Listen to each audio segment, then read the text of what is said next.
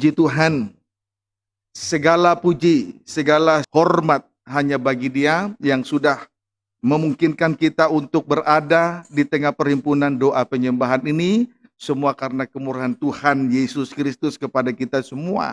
Saya juga tidak lupa menyapa anak-anak Tuhan yang sedang mengikuti pemberitaan firman Tuhan lewat live streaming video internet, YouTube, Facebook, dimanapun Anda berada, dalam maupun luar negeri. Selanjutnya, kita mohonkan kemurahan hati Tuhan, supaya pembukaan firman itu nyata dan meneguhkan setiap kehidupan kita. Imam besar agung yang akan memimpin ibadah ini, membawa kehidupan kita sampai kepada puncak rohani, itulah doa penyembahan. Dengan lain kata, penyerahan diri. Kita sudah semakin bertambah-tambah penyerahan diri kita sepenuhnya untuk taat kepada kehendak Allah, bukan taat kepada perkara lahiriah, bukan taat lagi kepada keinginan di hati, tidak taat lagi kepada perkara daging, apalagi roh jahat dan roh najis ini. Puji Tuhan. Selanjutnya segera kita memperhatikan, kita sambutlah firman penggembalaan untuk ibadah doa penyembahan dari surat yang dikirim oleh Rasul Paulus kepada jemaat di Kolose pasal yang ketiga ayat yang ke-19. Silahkan. Demikian firman Tuhan. Hubungan antara anggota-anggota rumah tangga. Ya. Hai suami-suami, Ya. kasihilah istrimu dan janganlah berlaku kasar terhadap dia. Hai suami-suami, kasihilah istrimu dan janganlah berlaku kasar terhadap dia. Di sini kita melihat nasihat firman Allah ditujukan langsung kepada suami-suami supaya setiap suami tahu untuk mengasihi istrinya dengan benar. Amin. Oleh sebab itu, nasihat yang suci ini harus diterima oleh seorang suami dengan hati yang lapang dan dengan segala kerendahan hatinya. Meskipun suami adalah seorang kepala, suami adalah seorang pemimpin di dalam hubungan nikah dan rumah tangganya. Puji Tuhan, terimalah nasihat firman ini, suami-suami terimalah nasihat firman ini dengan segala kelapangan hati dan disertai kerendahan hati. Amin. Termasuk saya sendiri sebagai seorang suami. Kemudian, seorang suami di dalam hal mengasihi istrinya dapat kita pelajari dari surat yang dikirim oleh Rasul Paulus kepada jemaat di Efesus pasal yang kelima ayat 25 sampai dengan ayat 29. Silakan. Demikian firman Tuhan. Ya. Kasih Kristus adalah dasar hidup suami istri. Ya. Hai suami, Ya. kasihilah istrimu, Ya. sebagaimana Kristus telah mengasihi jemaat. Hai suami, kasihilah istrimu seperti Kristus mengasihi jemaat, terus Dan telah menyerahkan dirinya baginya. Terus Untuk menguduskannya, sesudah ia menyucikannya dengan memandikannya dengan air dan firman. Terus Supaya dengan demikian, ia menempatkan jemaat di hadapan dirinya dengan cemerlang, tanpa cacat atau kerut atau yang serupa itu. Tetapi supaya jemaat kudus dan tidak bercela. Terus Demikian juga suami harus mengasihi istrinya sama seperti tubuhnya sendiri. Ya. Siapa yang mengasihi istrinya mengasihi dirinya sendiri. Ayat 29. Sebab tidak pernah orang membenci tubuhnya sendiri, tetapi mengasuhnya dan merawatinya sama seperti Kristus terhadap jemaat. Iya. Suami-suami di dalam hal mengasihi istrinya dinyatakan sebanyak 2 kali. Suami-suami di dalam hal mengasihi istrinya dinyatakan sebanyak 2 kali, yakni 1 ayat 25 sampai dengan ayat 27. Ya. Ayat 25 sampai dengan 27. Hai suami, kasihilah istrimu sebagaimana Kristus telah mengasihi jemaat dan telah menyerahkan dirinya. Kemudian yang kedua ayat 28 sampai 29. Puji Tuhan. Haleluya. Yang kedua ayat 28 sampai dengan ayat 29, di sini dikatakan suami-suami harus mengasihi istrinya sama seperti tubuhnya sendiri. Suami-suami harus mengasihi istrinya sama seperti tubuhnya sendiri. Pendeknya, siapa yang mengasihi istrinya sama dengan mengasihi dirinya sendiri. Pendeknya, siapa yang mengasihi istrinya sama dengan mengasihi dirinya sendiri. Mengapa demikian? Ayat 31. Sebab itu laki-laki akan meninggalkan ayahnya dan ibunya, Ya. dan bersatu dengan istrinya, sehingga keduanya itu menjadi satu daging. Puji Tuhan. Antara suami dengan istrinya sudah menjadi satu daging oleh karena salib di Golgota. Oleh karena salib di Golgota. Sebab di sini dikatakan laki-laki akan meninggalkan ayah dan ibunya dan bersatu dengan istrinya. Jelas hal ini berbicara tentang salib di Golgota. Sebagaimana Yesus anak Allah memang telah meninggalkan segala milik kepunyaannya, antara lain ia telah meninggalkan bapaknya, kemudian ia telah meninggalkan rumahnya di surga, kemudian ia telah meninggalkan segala kemuliaannya, sesuai dengan Filipi pasal yang kedua ayat 5 sampai dengan ayat 7. Amin, saudaraku. Dia telah tinggalkan segala sesuatunya, turun ke dunia ini. Sebagai manusia, ia telah merendahkan dirinya sampai mati, taat sampai mati, bahkan sampai mati di kayu salib. Puji Tuhan. Haleluya. Jadi menjadi satu daging oleh karena salib di Golgota. Puji Tuhan. Oleh sebab itu, supaya kita juga menyatu dengan Tuhan, tidak rugi rasanya kalau ibadah ini kita kerjakan dan terhubung langsung dengan sengsara salib. Supaya kelak kita menyatu dengan Tuhan. Tidak ada cara lain. Seperti apapun hebatnya seorang manusia, dengan tingkat kejeniusan yang sangat tinggi, dan dia mau berupaya untuk mempersatukan manusia dengan Tuhan, itu tidak akan mungkin bisa. Yang bisa mempersatukan antara tubuh dengan kepala, antara jemaat dengan Kristus sebagai kepala, sebagai suami, hanya satu, salib di Golgota. Sehingga keduanya menjadi satu daging. Jadi apa yang dirasakan oleh istri, dirasakan suami, demikian juga sebaliknya. Amin, saudaraku. Puji Tuhan. Barulah ayat 29. Sebab tidak pernah orang membenci tubuhnya sendiri, Iya. tetapi mengasuhnya dan merawatinya terhadap jemaat. Di sini dikatakan tidak pernah orang membenci tubuhnya sendiri, tetapi mengasuhnya dan merawatinya. Tidak pernah orang membenci tubuhnya sendiri, tetapi mengasuhnya dan merawatinya. Puji Tuhan. Lebih rinci tentang, kita akan melihat lebih rinci tentang mengasuh dan merawatinya di 1 Tesalonika 2 ayat yang ke-7. 1 Tesalonika 2 ayat yang ke-7. Silakan. Demikian firman Tuhan. Ya. Pelayanan Paulus di Tesalonika. Ya. Tetapi kami berlaku ramah di antara kamu, Kami berlaku ramah di antara kamu terus. sama seperti seorang ibu mengasuh dan merawati anaknya. Puji Tuhan. Rasul Paulus berlaku ramah terhadap sidang jemaat, sama seperti seorang ibu. Rasul Paulus berlaku ramah terhadap sidang jemaat sama seperti seorang ibu. Ibu menunjuk gembala sidang atau pemimpin rumah Tuhan. Ibu menunjuk kepada seorang gembala sidang atau pemimpin rumah Tuhan. Sedangkan tugas dari seorang gembala sidang ialah mengasuh kerohanian sidang jemaat. Sedangkan tugas dari seorang gembala sidang ialah mengasuh kerohanian sidang jemaat. Kemudian merawati kerohanian sidang jemaat. Amin. Puji Tuhan. Sejauh ini Tuhan telah mengasuh dan merawati hidup rohani kita semua. Sebab ia adalah gembala agung penuh kasih sayang dan bertanggung jawab kepada kehidupan kita masing-masing. Ayat yang ke-8. Demikianlah kami dalam kasih sayang yang besar akan kamu. Dalam kasih sayang yang besar, ini pengakuan Rasul Paulus kepada jemaat di Tesalonika. Dalam kasih sayang yang besar akan kamu terus. Bukan saja rela membagi Injil Allah dengan kamu, Ya. tetapi juga hidup kami sendiri dengan kamu, Ya. karena kamu telah kami kasihi. Puji Tuhan. Oleh karena kasih sayang yang besar, di dalam hal mengasihi sidang jemaat di Tesalonika, Rasul Paulus ditandai dengan dua hal. Satu, rela membagi Injil Allah. Dua, rela membagi hidupnya sendiri kepada sidang jemaat di Tesalonika. Amin. Dengan demikian, Rasul Paulus telah menunjukkan suatu tanggung jawab yang besar di hadapan Tuhan. Dengan demikian, Rasul Paulus telah menunjukkan suatu tanggung jawab yang besar sebagai seorang pemimpin rumah Tuhan di hadapan Tuhan. Memang sebaiknya dimulai dari hamba Tuhan atau pelayan-pelayan Tuhan, imam-imam, sampai kepada seluruh sidang jemaat, sudah seharusnya mengikuti contoh teladan dari apa yang telah ditunjukkan oleh Rasul Paulus di hadapan Tuhan. Singkatnya, kita semua harus menunjukkan tanggung jawab kita, rasa tanggung jawab kita di hadapan Tuhan. Amin, saudaraku. Belajar untuk bertanggung jawab.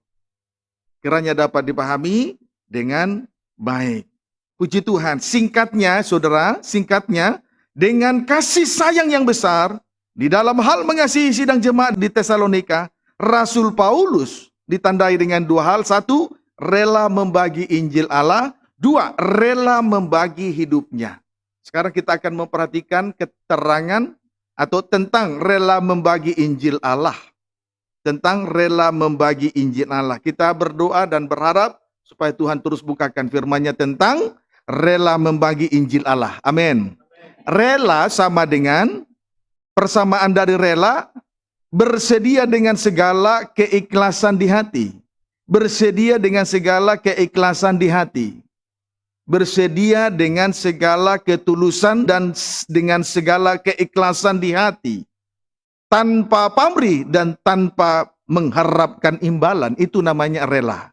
Jadi rela membagi Injil Allah. Rela sama dengan bersedia dengan segala ketulusan dan dengan segala keikhlasan di hati tanpa mengharapkan imbalan apapun. Itu namanya rela membagi Injil Allah. Amin, saudaraku. Puji Tuhan. Jadi sebetulnya kalimat rela membagi Injil Allah bukan suatu kalimat biasa. Itu adalah kalimat atau pernyataan dari Rasul Paulus dengan suatu kandungan makna yang begitu berarti dan kandungan makna yang begitu berkuasa. Jadi sebetulnya kalimat rela membagi Injil Allah itu bukan suatu kalimat atau pernyataan yang sederhana.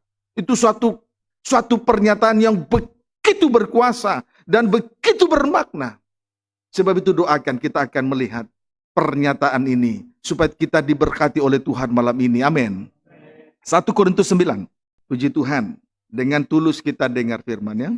Amin. Puji Tuhan, melakukan apapun, mencatat apapun dengan hati yang suci di mata Tuhan. 1 Korintus 9, ayat 9 sampai dengan ayat yang ke-10.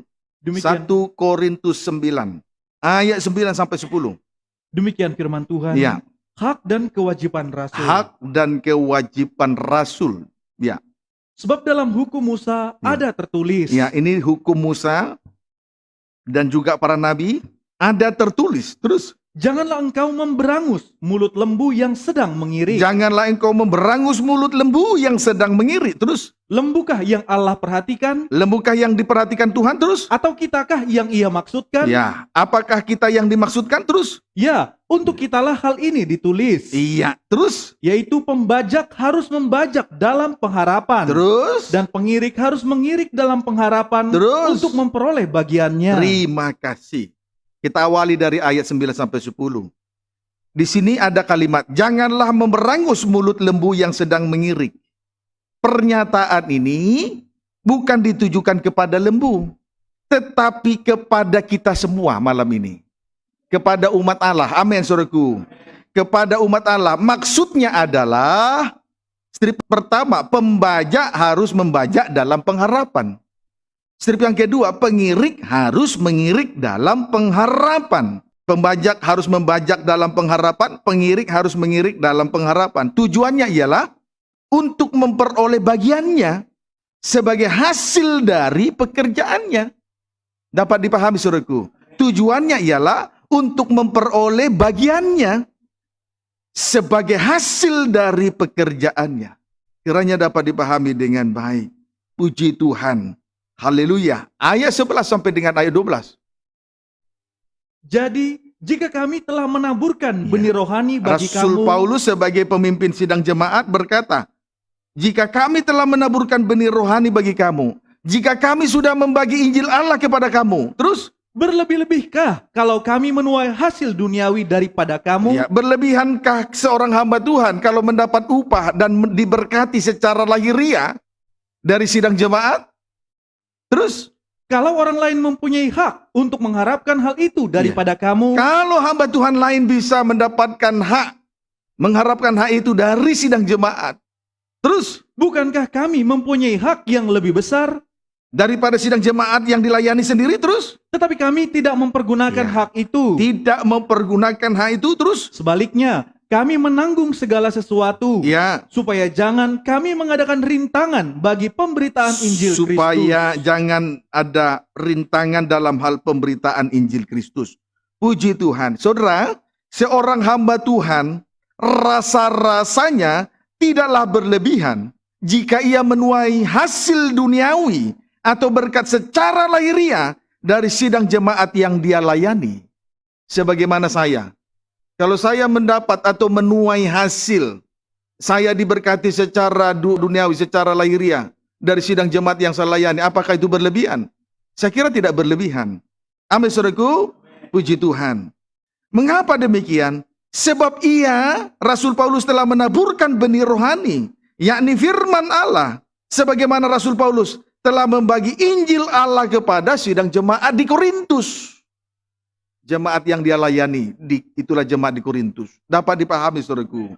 Namun, saudaraku, yang luar biasanya di sini kita perhatikan adalah sekalipun demikian, sekalipun ada hak untuk menuai hasil duniawi, berkat lahiriah dari sidang jemaat yang dia layani, oleh karena pemberitaan Injil Kristus kepada sidang jemaat di Korintus, namun Rasul Paulus tidak mempergunakan hak itu.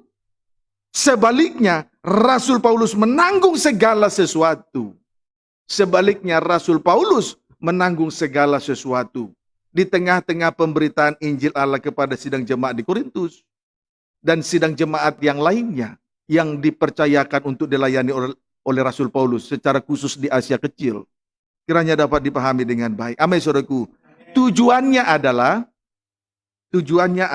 supaya tanpa rintangan di dalam hal pemberitaan Injil Kristus. Supaya tidak ada rintangan untuk Rasul Paulus di dalam hal memberitakan Injil Kristus kepada sidang jemaat di Korintus. Dia tidak mempergunakan hak itu supaya tidak ada rintangan bagi Rasul Paulus di dalam hal memberitakan Injil Allah kepada sidang jemaat yang dia layani. Dapat dipahami, saudaraku?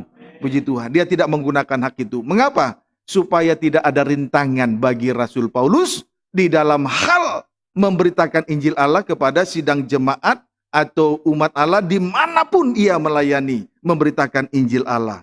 Sebagai contoh, dalam setiap kunjungan-kunjungan kita ke daerah-daerah, dalam rangka kebaktian persekutuan hamba-hamba Tuhan, kita belajar untuk tidak menerima hasil duniawi dari pelayanan itu, saudara. Amin. Belajar untuk tidak menerima kolekte sekalipun ada kolekte. Puji Tuhan. Bahkan untuk perongkosan pulang dan pergi, kita tanggung sendiri. Kemudian untuk penginapan pun seringkali kita tanggung sendiri. Kunjungan yang terakhir sebelum pandemi atau COVID-19 melanda seantero dunia ini ialah di Pulau Tanjung Balai Karimun. Segala perongkosan, tiket pesawat, tiket kapal feri untuk penyeberangan kita juga tanggung sendiri. Termasuk biaya penginapan hotel untuk 8 orang tim GPT Betania. Semua kita yang tanggung. Mengapa kita harus melakukan hal seperti itu? Tujuan kita menanggung segala sesuatunya ialah supaya keberadaan kita tim GPT Betania 8 orang itu dan teramat lebih pemberitaan firman Allah diterima. Dengan kata lain, tanpa rintangan bagi pemberitaan Injil Kristus. Itu loh tujuan kita. Kiranya dapat dipahami dengan baik. Amin, saudaraku. Ayat 13-14. Tidak tahukah kamu Tidak tahukah kamu terus? bahwa mereka yang melayani dalam tempat kudus Melayani dalam tempat kudus terus. mendapat penghidupannya Iya. dari tempat kudus itu, Iya, itu. Terus. dan bahwa mereka yang melayani mezbah mendapat bahagian mereka dari mezbah itu? Iya, terus. Demikian pula Tuhan telah Iya. menetapkan. Tuhan yang menetapkannya. Jadi bukan karena keinginan oleh seorang hamba Tuhan, gembala sidang, pemimpin rumah Tuhan, bukan. Itu menurut ketetapan firman Tuhan. Dari sejak semula. Terus. Bahwa mereka yang memberitakan Injil harus hidup dari pemberitaan Puji Injil Tuhan. itu. Perlu untuk diketahui. Perlu untuk kita ketahui bersama-sama. Yakni strip pertama. Mereka yang melayani dalam tempat kudus mendapat penghidupannya dari tempat kudus itu juga. Amin. Strip yang kedua. Mereka yang melayani mezbah mendapat bagian dari mezbah itu juga. Puji Tuhan. Sesuai dengan apa yang telah Tuhan tetapkan dari sejak semula sampai kepada sekarang ini. Supaya kita menyadari akan hal itu, saudara. Puji Tuhan. Haleluya. Jadi setiap hamba Tuhan yang memberitakan Injil harus hidup dari pemberitaan Injil itu. Sebab itu merupakan hak dari si pemberita Injil. Dapat dipahami, saudaraku? Puji Tuhan. Ayat 15.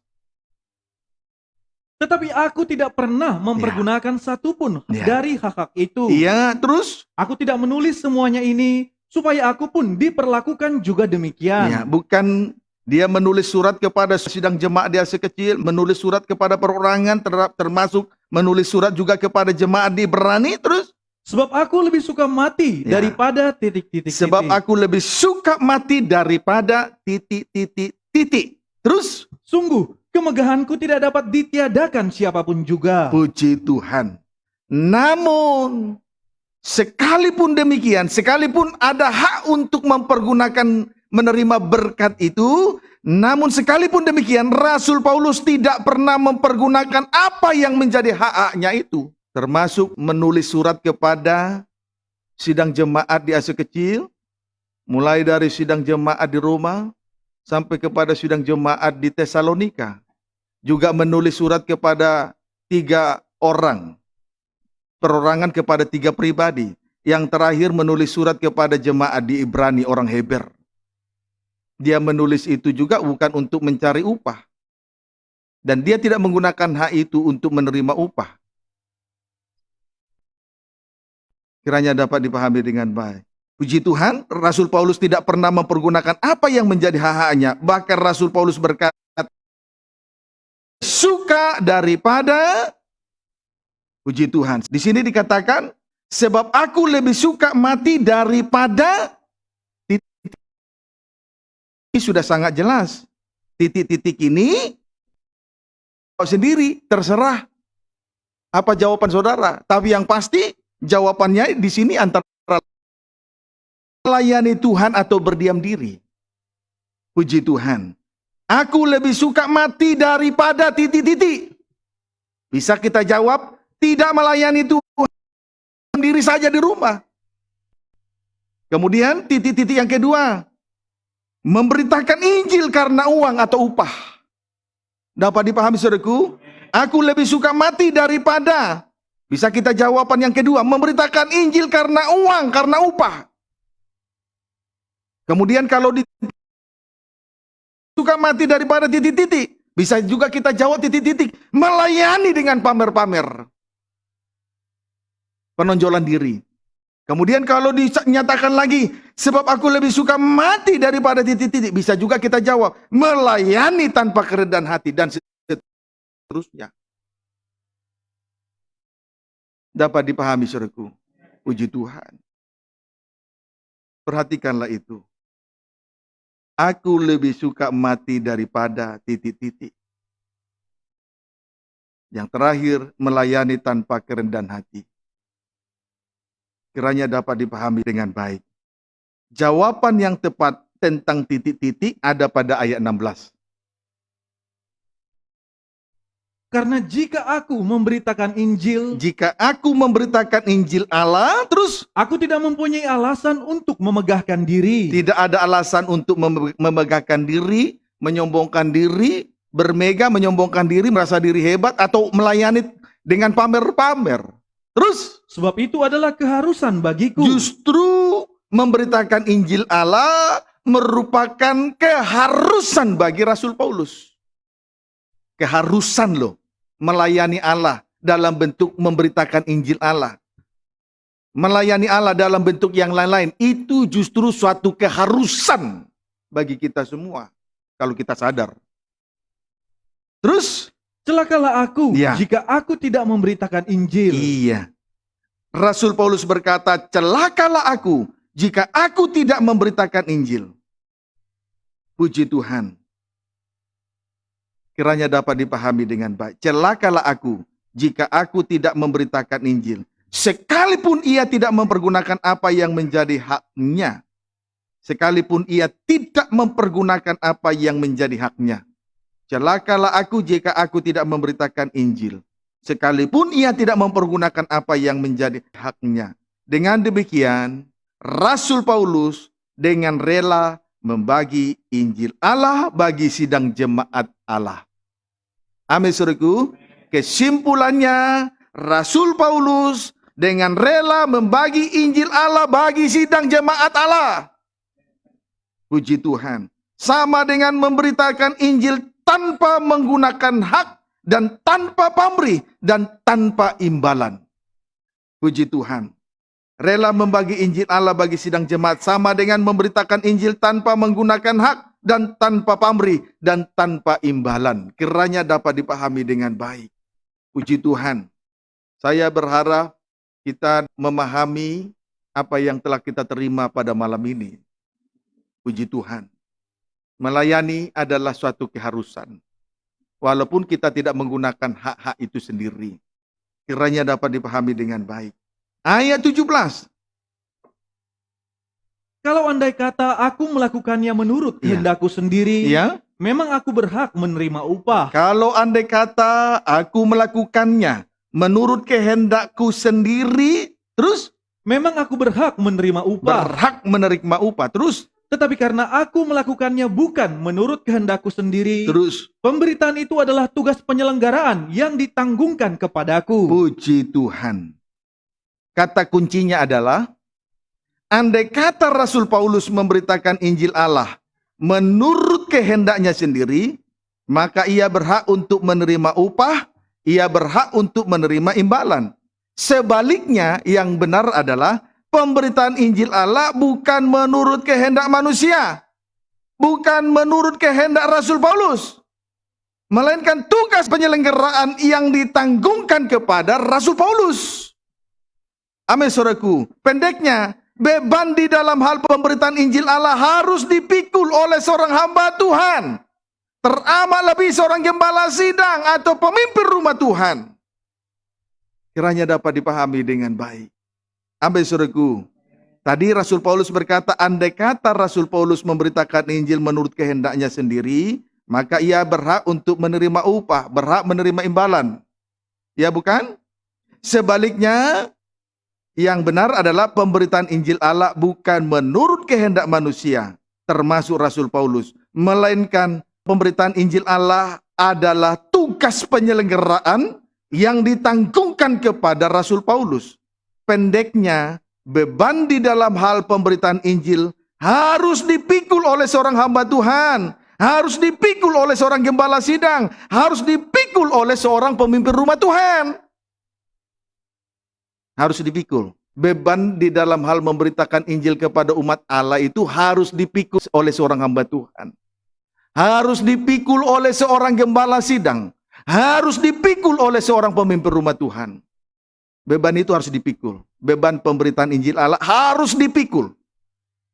Karena itu merupakan tugas penyelenggaraan yang ditanggungkan kepada seorang hamba Tuhan. Kiranya dapat dipahami dengan baik. Puji Tuhan. Namun saudara, beban ini tidaklah ringan. Beban ini sesungguhnya sangatlah berat. Beban ini tidak ringan. Sesungguhnya beban ini sangatlah berat. Mengapa demikian?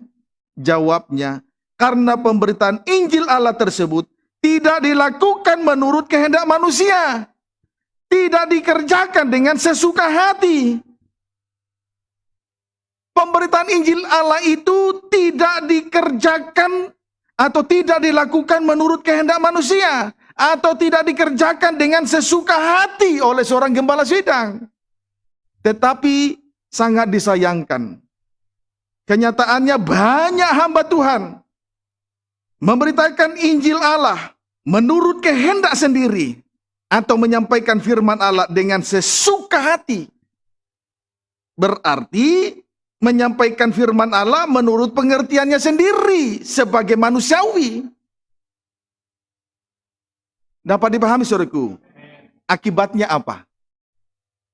Kalau memberitakan Injil menurut kehendak manusia, akibatnya istri pertama, banyak hamba Tuhan berhalusinasi, banyak hamba Tuhan berhayal tentang kerajaan sorga. Sebagaimana yang tertulis di dalam Yesaya pasal 14 ayat 13 sampai 14. Amin saudaraku.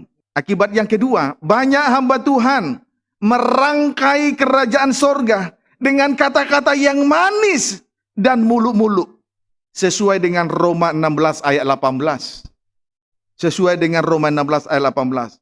Yang ketiga, ada juga hamba Tuhan mengaku bahwa ia diutus Tuhan untuk memimpin 144.000 orang yang dimateraikan oleh Tuhan di dalam Wahyu pasal 7 ayat 1 sampai 8, Wahyu 14 ayat 1 sampai dengan 5, Wahyu 21 ayat 16 sampai 17.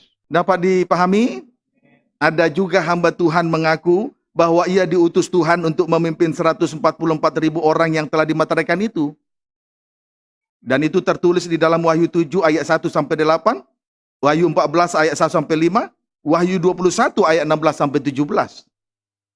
Puji Tuhan, menurut ayat-ayat tersebut, kita mengetahui bahwa 144 tersebut merupakan inti mempelai.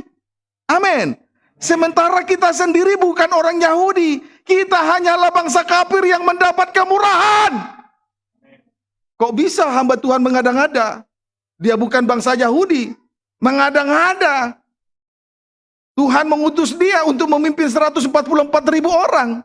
Kalau menurut ayat-ayat yang saya sebut tadi, 144.000 orang yang telah dimateraikan Allah, itu merupakan inti mempelai dan seluruhnya berasal dari 12 suku Israel. Lah, kita ini bukan Yahudi, bukan Israel, kita ini bangsa kafir. Kok bisa mengada-ngada untuk memimpin inti mempelai? Siapa kita, siapa inti mempelai?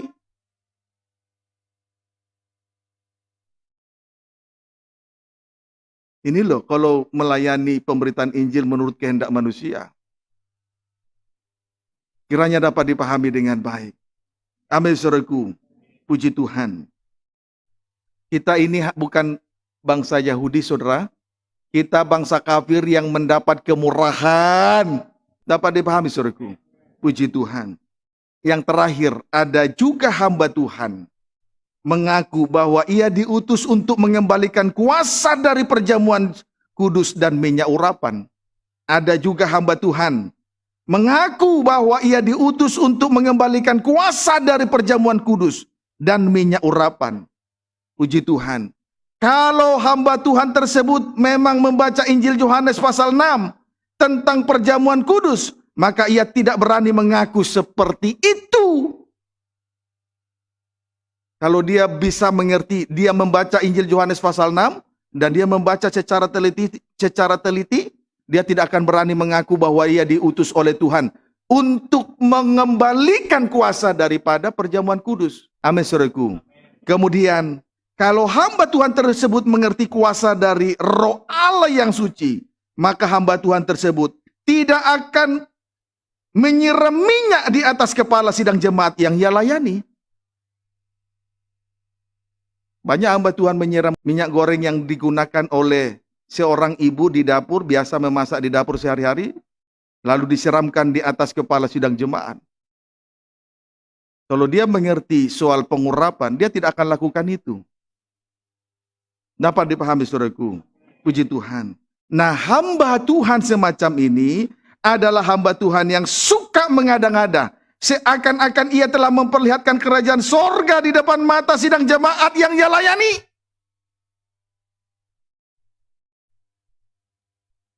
Namun sebetulnya ia sedang memanipulasi mata dari sidang jemaat yang dia layani. Sidang jemaat yang dia layani tidak melihat kerajaan sorga. Sebetulnya tidak melihat kerajaan sorga. Dia hanya mengada-ngada. Sehingga seakan-akan kerajaan sorga itu nampak dan terlihat jelas di depan mata sidang jemaat. Sebetulnya tidak demikianlah. Dapat dipahami saudaraku. Ini loh memberitakan Injil menurut kehendak manusia. Sesuka hati merangkai kerajaan surga dengan kata-kata yang manis. Merangkai kerajaan surga dengan kata-kata yang muluk-muluk. Disertai lagi pengakuan-pengakuan yang lain.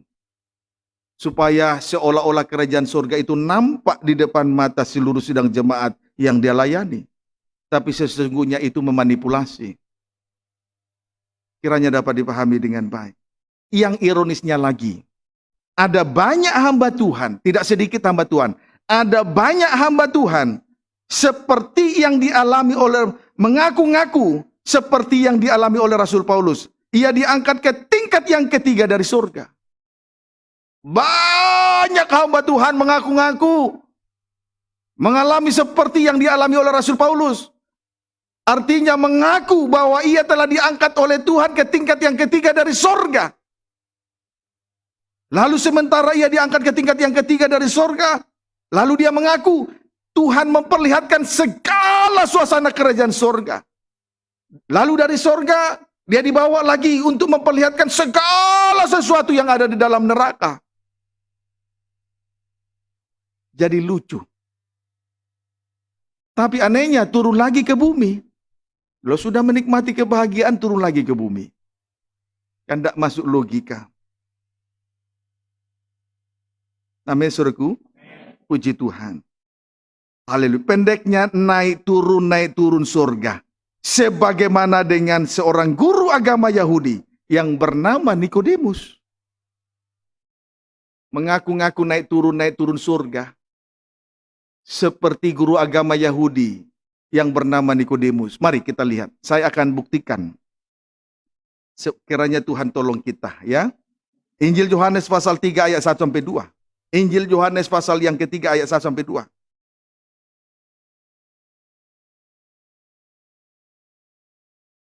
Ya, silakan. Demikian firman Tuhan. Iya.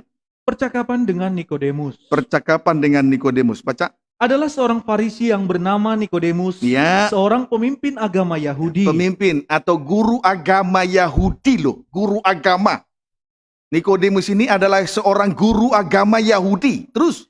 Ia datang pada waktu malam kepada Yesus Ya. dan berkata, Ya. Rabi, kami tahu bahwa engkau datang sebagai guru yang diutus Allah. Ya. Sebagai guru ya bagus pengakuan itu. Tetapi ada lagi. Terus. Sebab tidak ada seorang pun yang dapat mengadakan tanda-tanda yang engkau adakan itu jika Allah tidak menyertainya. Dapat mengadakan tanda-tanda heran yang engkau adakan itu jika Allah tidak menyertainya. Puji Tuhan. Saudara, Nikodemus adalah seorang guru agama Yahudi. Tetapi rupanya sudut pandangnya tentang kerajaan sorga sangat sempit. Cara berpikirnya juga pendek. Sementara kerajaan sorga itu sangat luas. Tidak sempit, tidak pendek. Tidak sesempit cara berpikir manusia duniawi. Yang hidup secara manusiawi saja. Amin, saudaraku. Mengapa sudut pandang Nikodemus tentang kerajaan sorga sempit? Jawabnya, karena Nikodemus melihat kerajaan sorga dari sisi tanda-tanda heran ataupun mujizat-mujizat semata. Melihat kerajaan sorga hanya dari sudut pandangnya, yaitu dari sudut pandang tanda-tanda heran ataupun mujizat-mujizat semata. Kalau mujizat terjadi atau tanda-tanda heran terjadi di tengah ibadah dan pelayanan, itu bukanlah 100% gambaran dari suasana surga. Itu bagian dari karunia-karunia dan jabatan-jabatan yang Tuhan percayakan kepada seorang hamba Tuhan. Itu bukan potret daripada kerajaan surga. Itu kaitan dari karunia-karunia, jabatan-jabatan yang diterima oleh seorang hamba Tuhan. Dapat dipahami, saudaraku. Puji Tuhan. Itu bukan potret surga. Kiranya dapat dipahami dengan baik. Ayat 3. Kalau melihat dari sudut pandang tanda-tanda heran, itu bukan potret, bukan wajah surga. Amin, saudaraku. Amin. Itu bukan suasana kerajaan surga yang sesungguhnya. Ayat 3. Yesus menjawab katanya, Ya. Aku berkata kepadamu. Lalu oleh sebab itu Yesus dengan spontanitas berkata kepada Nikodemus, terus Sesungguhnya jika seorang tidak dilahirkan kembali. yang terpenting adalah dilahirkan kembali. Hamba Tuhan harus mengerti soal dilahirkan kembali. Hamba Tuhan tidak boleh sibuk hanya dengan soal tanda-tanda heran ataupun mujizat.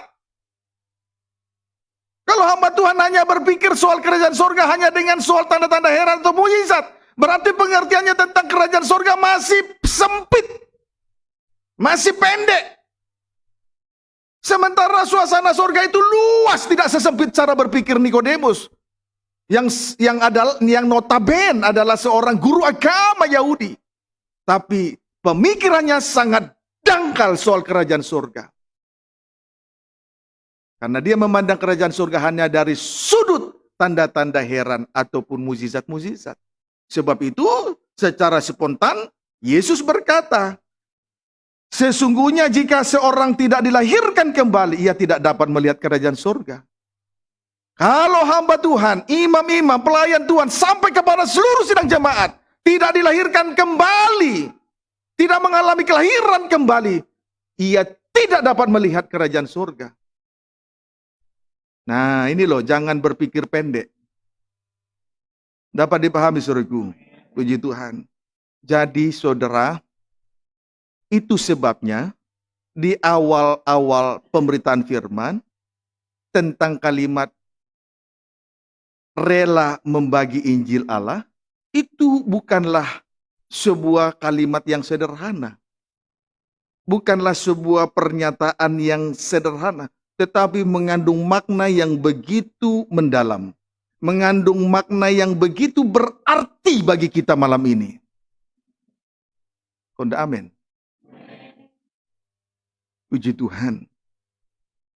Kiranya dapat dipahami dengan baik.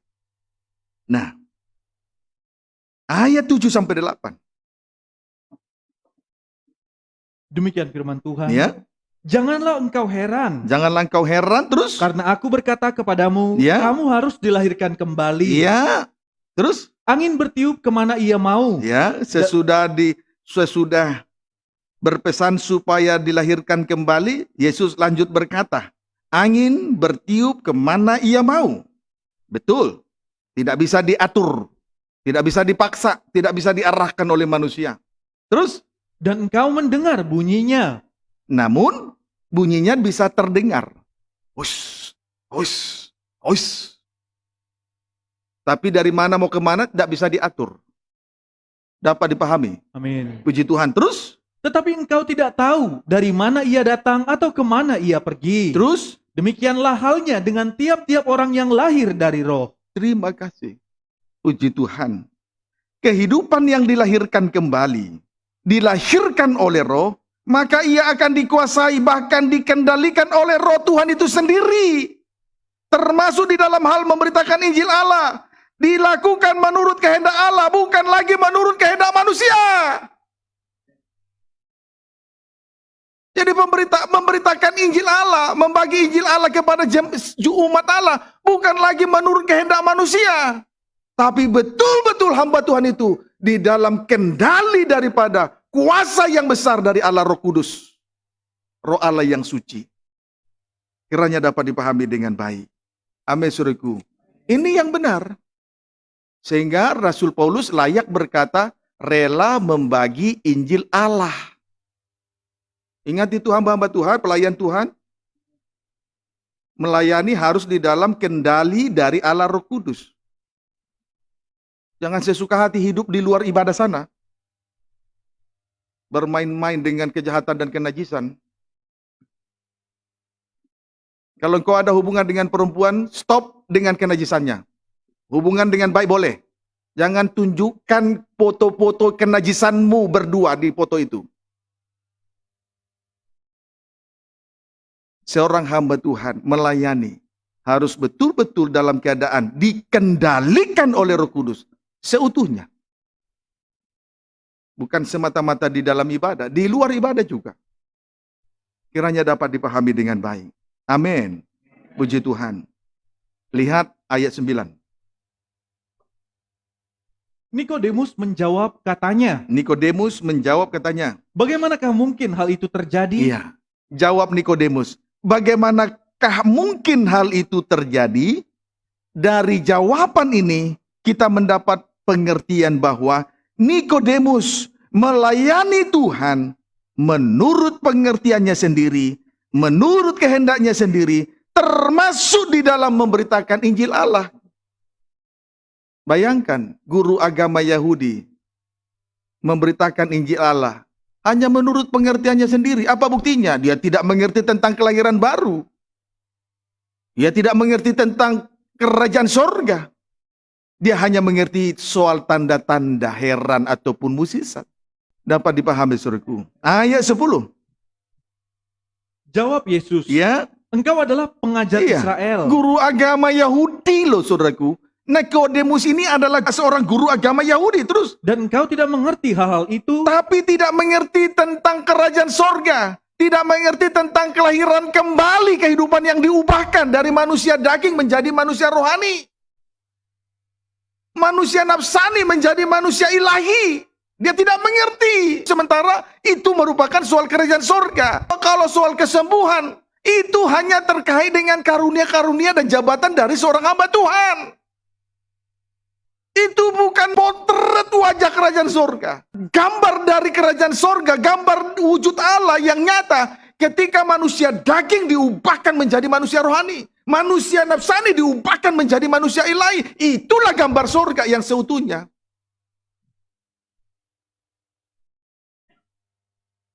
Amin, saudaraku. Maka tentu saja kita mendapat suatu pelajaran yang berharga dari apa yang dinyatakan oleh Rasul Paulus kepada jemaat di Korintus. Dengan rela membagi Injil Allah.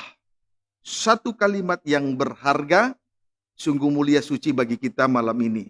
Puji Tuhan, haleluya. Ayat 11-12. aku berkata kepadamu, Ya, sesungguhnya kami berkata-kata tentang apa yang kami ketahui, ya, terus. dan kami bersaksi tentang apa yang kami lihat. Ya, Tetapi kamu tidak menerima kesaksian kami. ya, terus. Kamu tidak percaya. Ya, Waktu aku berkata-kata tentang kamu, tentang hal-hal duniawi, ya, bagaimana kamu akan percaya kalau aku berkata-kata dengan kamu tentang hal-hal sorgawi? iya. Selanjutnya Yesus berkata kepada Nikodemus, guru agama Yahudi, sesungguhnya kami berkata-kata tentang apa yang kami ketahui. Kemudian Yesus kembali berkata, kami bersaksi tentang apa yang kami lihat tentang kerajaan sorga. Apa yang dilihat tentang kerajaan sorga? Apa yang dia dengar dari Bapa? Apa yang dia lihat dari Bapa? Itulah yang dia sampaikan. Itu suasana surga. Artinya, membagi Injil Allah menurut kehendak Allah. Berada dalam kendali dari Allah Roh Kudus yang besar itu loh. Jadi kalau hamba Tuhan memberitakan Injil Allah, membagi Injil Allah, rela membagi Injil Allah, berarti dia memberitakan apa yang dia dengar, apa yang dia lihat dari Allah, dari surga. Kemudian bersaksi kepada sidang jemaat sesuai dengan apa yang dia dengar, sesuai dengan apa yang dia lihat dari Allah, dari surga. Dan itulah yang disampaikan oleh Yesus kepada guru agama Yahudi yang bernama Nikodemus itu. Tetapi sekalipun demikian, ia tidak percaya dan tidak mengerti. Ini loh resiko yang terjadi kalau seorang hamba Tuhan membagi Injil Allah menurut kehendak sendiri. Sekarang marak sekali hamba Tuhan semacam ini. Suka mengada-ngada. Merangkai kerajaan surga dengan kata-kata manis. Merangkai kerajaan surga dengan kata-kata yang muluk-muluk. Itu namanya hamba Tuhan halusinasi. Supaya seolah-olah kerajaan surga itu nampak di depan mata sidang jemaat, padahal sebetulnya tidak. Itu namanya manipulasi. Maka seorang hamba Tuhan kalau membagi Injil Allah menurut kehendak manusia, bukan kendali dari Allah Roh Kudus, lebih jahat dari penjahat di luaran sana. Percayalah sama saya. Hamba Tuhan membagi Injil Allah tanpa kerelaan, hamba Tuhan memberitakan Injil menurut kehendak manusia, hamba Tuhan menyampaikan Injil Allah bukan sesuai dengan apa yang dia dengar, yang dia terima, dan yang dia saksikan dari Allah. Lebih jahat dari seorang penjahat.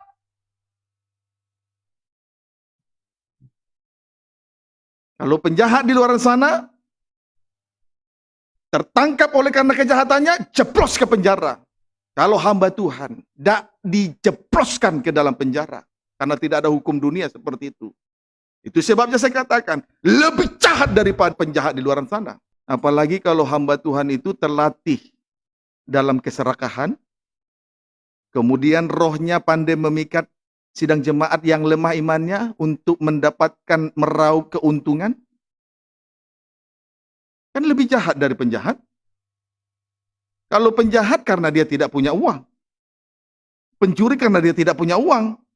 Namun pada akhirnya kalau karena kejahatannya dia dijebloskan ke penjara. Itu karena kesalahannya. Tetapi kalau hamba Tuhan berbuat jahat, siapa yang mau jebloskan? Kalau hamba Tuhan terlatih dalam keserakahan, memikat yang imannya lemah, siapa yang menjebloskan ke penjara? Itu loh.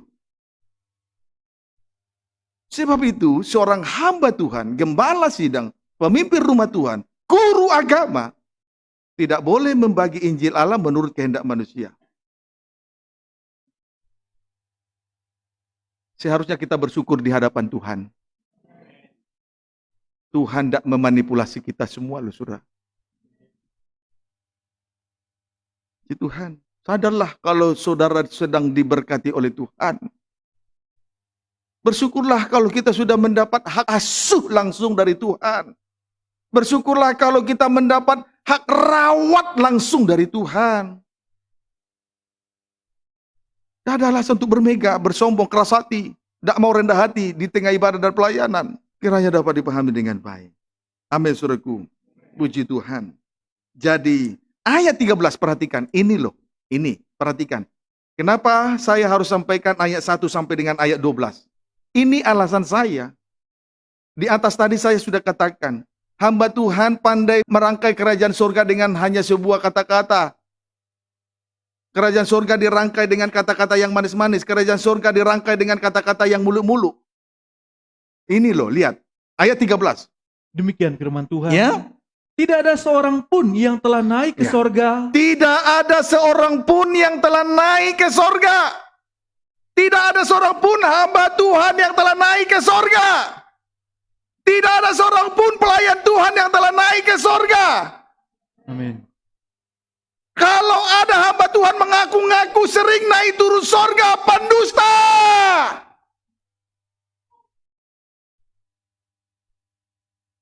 Inilah gambaran hamba Tuhan. Membagi Injil Allah menurut kehendak manusia. Terus, Selain daripada dia yang telah turun dari sorga, Iya. yaitu anak manusia. tidak ada seorang pun yang naik ke sorga selain dari Yesus Kristus. Mengapa? Karena ia telah turun ke dunia orang mati.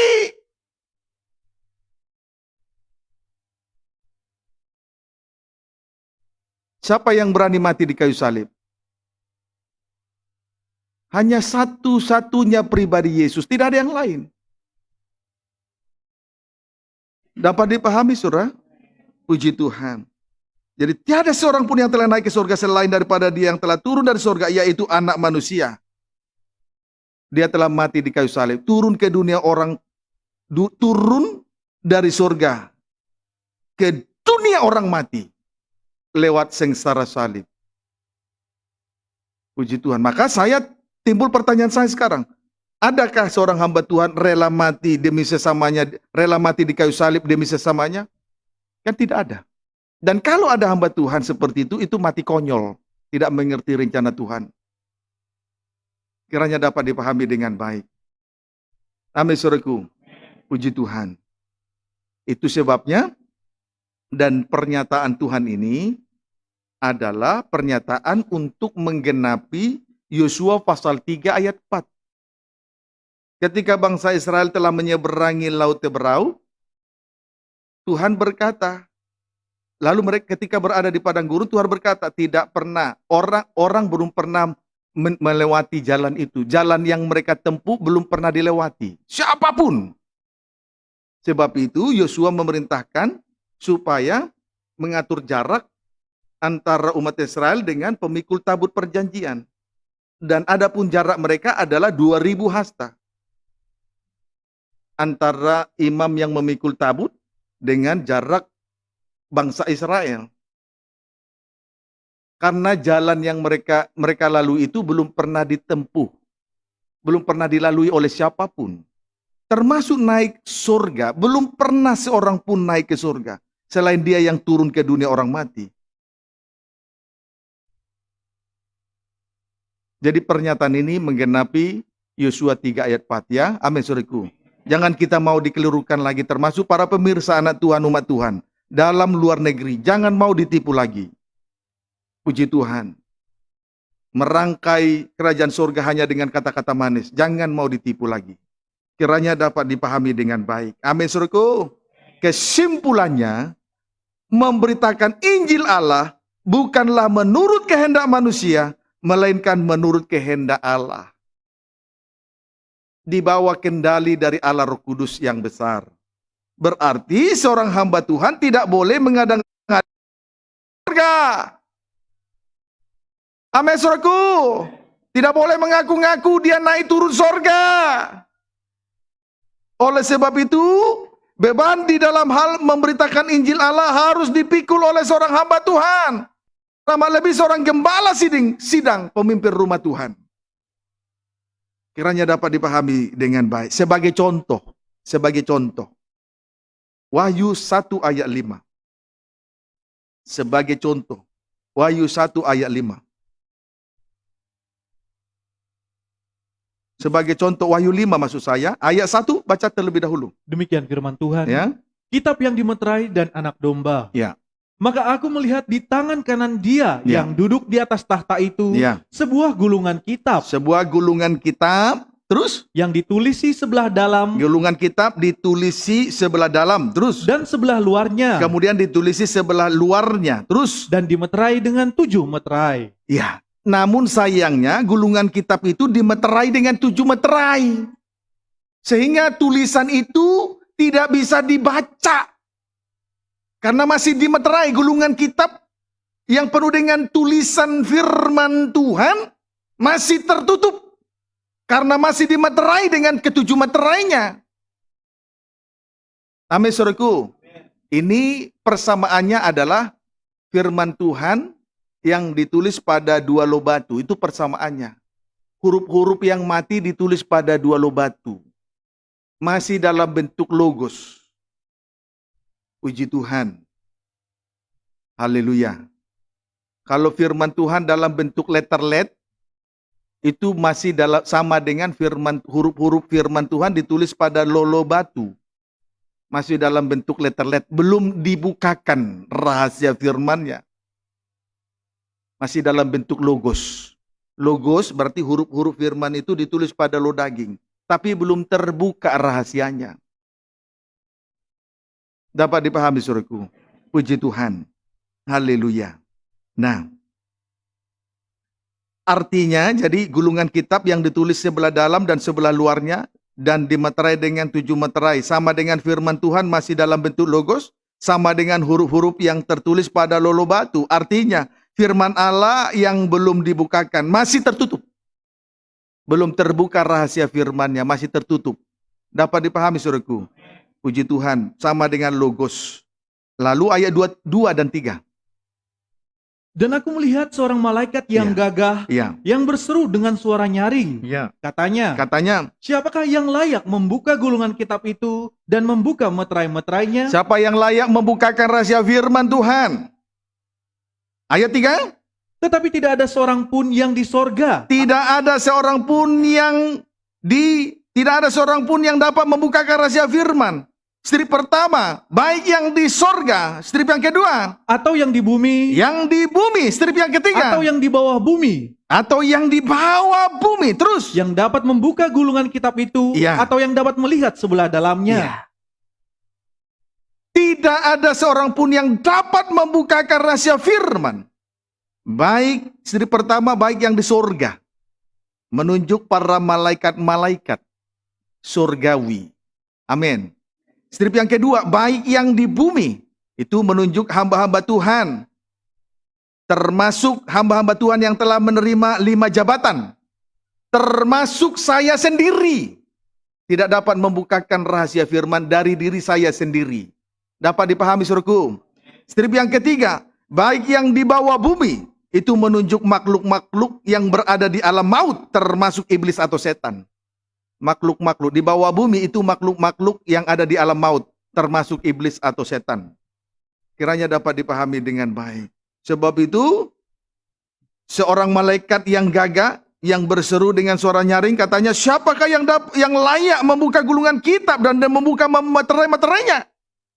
Tidak ada seorang pun yang dapat membuka gulungan kitab. Tiada seorang pun hamba Tuhan dengan 5 jabatan dapat membukakan rahasia firman dari dalam dirinya sendiri, dari pengertiannya sendiri. Puji Tuhan. Kiranya dapat dipahami dengan baik. Amin, saudaraku. Puji Tuhan. Ayat yang keempat. Maka menangislah aku dengan amat sedihnya. Ya, terus? Karena tidak ada seorang pun yang dianggap layak untuk membuka gulungan kitab itu ataupun melihat sebelah dalamnya. Ya, puji Tuhan. Akhirnya di sini kita perhatikan, saudaraku. Ya, boleh jangan dulu ayat 4 ya. Jangan dulu ayat 4. Kita baca dulu. Jadi tidak ada yang dapat membuka gulungan kitab, tidak dapat membuka rahasia firman dari dalam dirinya, bukan? Nah, kita kaitkan dulu ayat ini di dalam 2 Petrus 1 ayat 20 sampai 21. Sebelum kita kembali nanti Wahyu pasal 5, kita baca dulu 2 Petrus 1 ayat 20 sampai 21. 2 Petrus 1 ayat 20 sampai 21, baca. Demikian firman Tuhan. Ya. Nubuat tentang kemuliaan Kristus telah digenapi. Ya. Yang terutama harus kamu ketahui ialah bahwa nubuat-nubuat dalam kitab suci nubuat-nubuat dalam kitab suci perlu untuk diketahui. Nubuat-nubuat dalam kitab suci terus tidak boleh ditafsirkan menurut kehendak sendiri. Tidak boleh ditafsirkan menurut kehendak sendiri. Jadi sudah sangat jelas. Rahasia firman Tuhan, seorang hamba Tuhan tidak dapat membukakan rahasia firman dari dalam dirinya sendiri. Tetapi ayat 21. Sebab tidak pernah nubuat dihasilkan oleh kehendak manusia. Ya, tidak pernah nubuat atau rahasia firman dibukakan hasil kehendak manusia. Terus? Tetapi oleh dorongan Roh Kudus. Tetapi oleh dorongan Roh Kudus. Terus? Orang-orang berbicara atas nama Allah. Seorang hamba Tuhan dengan 5 jabatan memberitakan Injil Allah. Amin, saudaraku. Atas nama Allah. Jadi jelas, hamba Tuhan memberitakan Injil Allah harus di dalam kendalinya Roh Allah. Sehingga dengan demikian terjadilah pembukaan rahasia firman Allah. Puji Tuhan. Amin, saudaraku. Ya, memberitakan Injil Allah tidak boleh dilakukan menurut kehendak sendiri. Mengapa? Sebab pembukaan firman Allah tidak dapat dihasilkan oleh kehendak manusia, tetapi oleh dorongan Roh Kudus atau ilham Roh Kudus. Dorongan Roh Kudus atau ilham Roh Kudus itu contoh ayat firman Allah yang satu menjelaskan ayat firman yang lain sampai nanti terjadi pembukaan rahasia firman Allah. Ayat menjelaskan ayat. Itu ilham Roh Kudus. Itu dorongan Roh Kudus. Kalau ayat firman dijelaskan pengertian manusia, dorongan daging. Tetapi ayat firman Allah dijelaskan oleh ayat firman yang lain, itu dorongan Roh Kudus. Sampai nanti terjadi pembukaan rahasia firman. Jadi pembukaan firman bukan dihasilkan oleh pengertian manusia, bukan oleh karena kehendak manusia. Maka kita bersyukur dengan apa yang dinyatakan oleh Rasul Paulus. Rela membagi Injil Allah. Bagaimana dengan imam-imam? Rela melayani Tuhan? Puji Tuhan. Ayat 4. Wahyu pasal 5 ayat 4. Karena pembukaan firman terjadi bukan karena kehendak manusia. Dan tidak ada seorang pun yang dapat membukakan rahasia firman dari dalam dirinya sendiri. Siapapun dia. Baik yang di sorga, malaikat-malaikat di bumi. Itulah hamba Tuhan dengan 5 jabatan. Termasuk saya sendiri. Dengan kemampuan saya sendiri. Dan juga yang di bawah bumi. Itulah alam berza, itulah setan-setan yang ada di sana, alam maut, setan-setan yang ada dalamnya.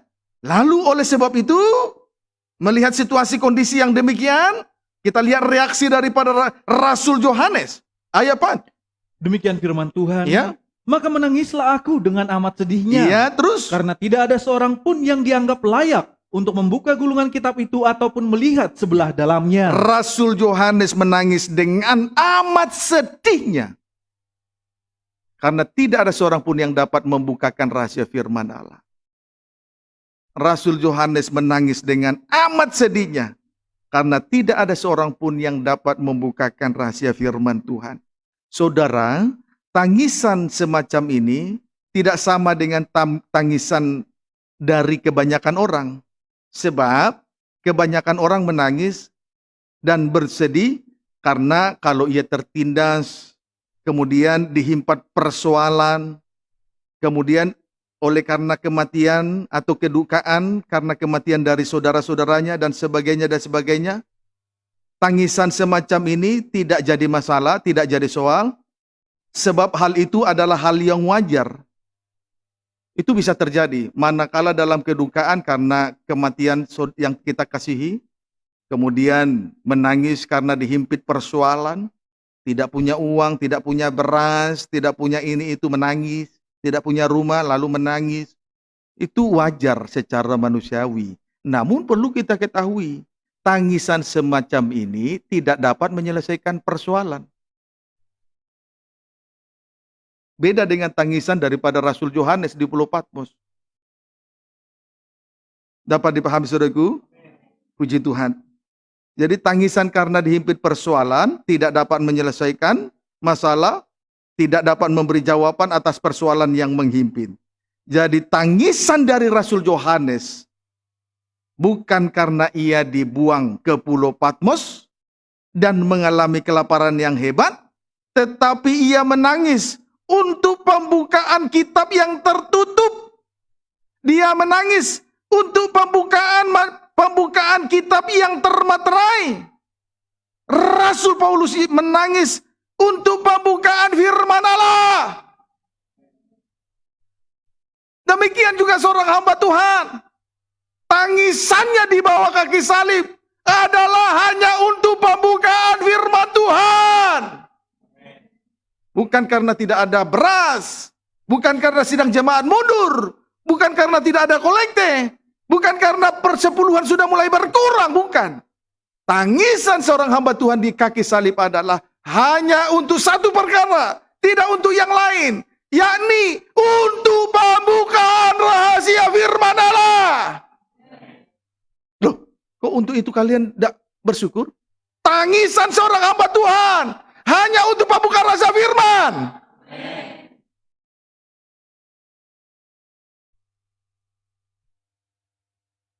Inilah tangisan yang dapat menghapus air mata, yang dapat menyelesaikan persoalan, menjadikan segala sesuatu baru.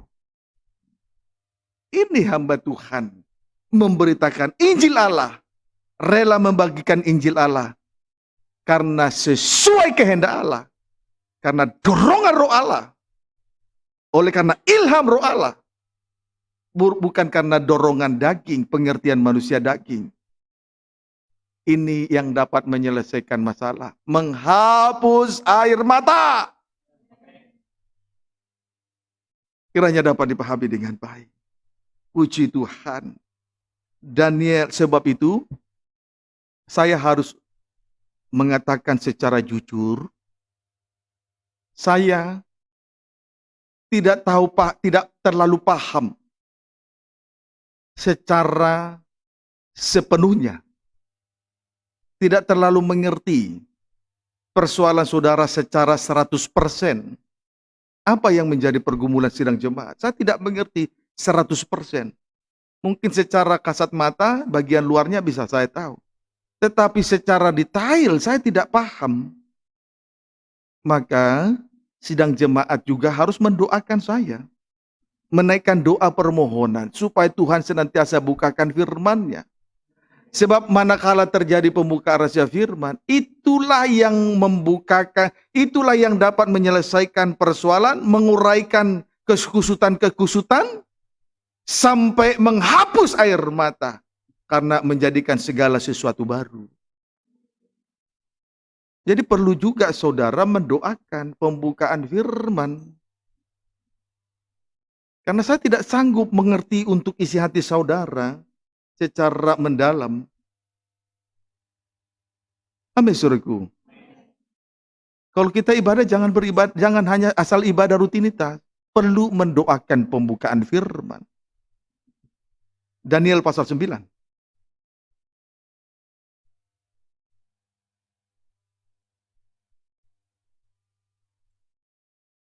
Daniel pasal 9 ayat 23. Baca. Demikian firman Tuhan. Ya.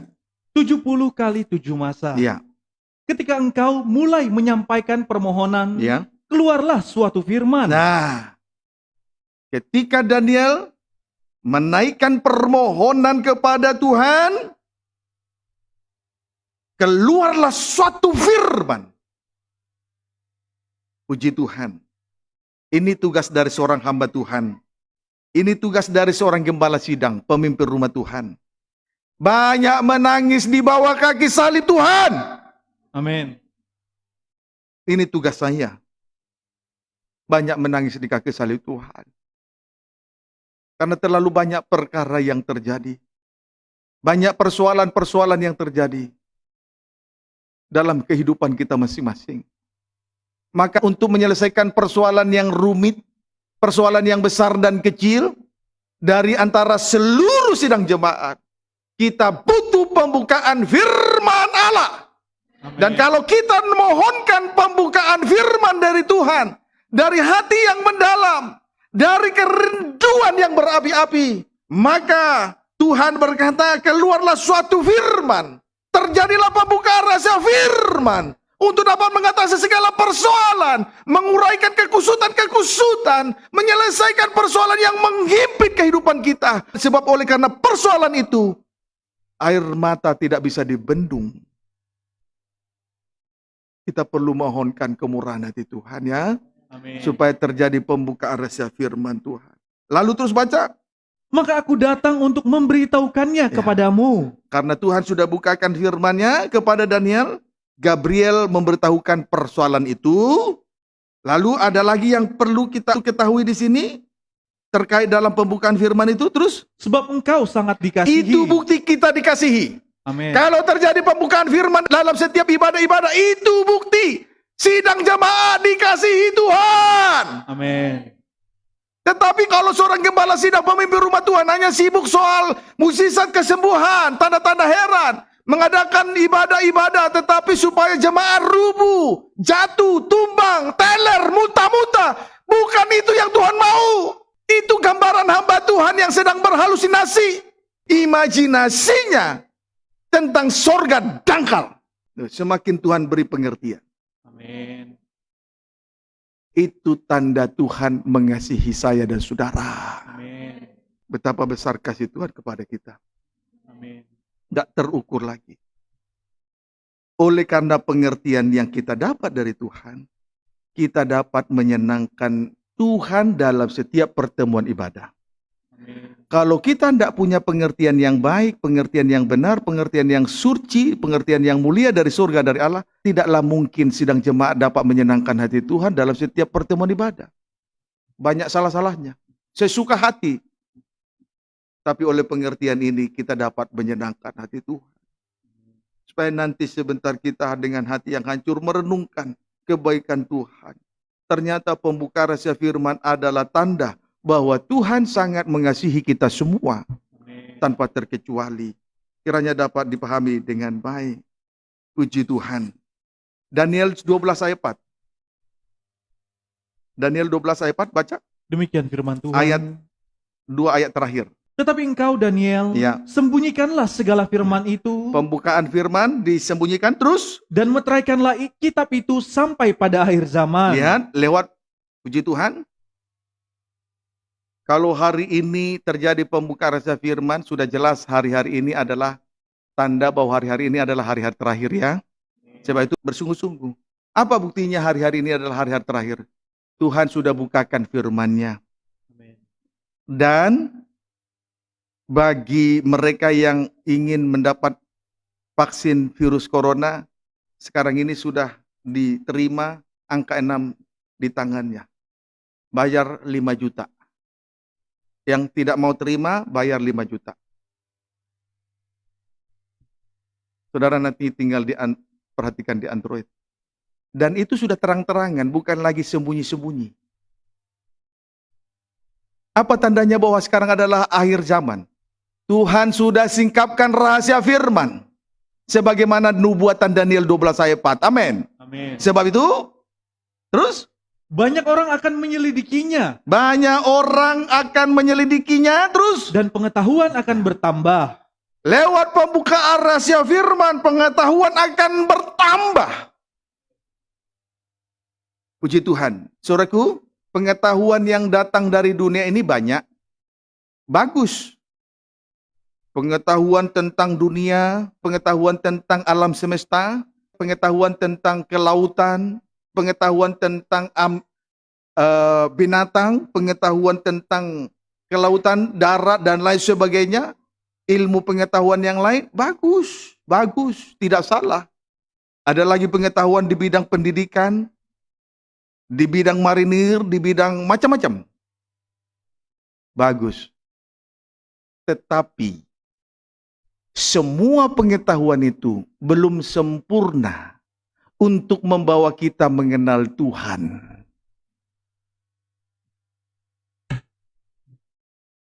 Tetapi, lewat pembukaan rahasia firman,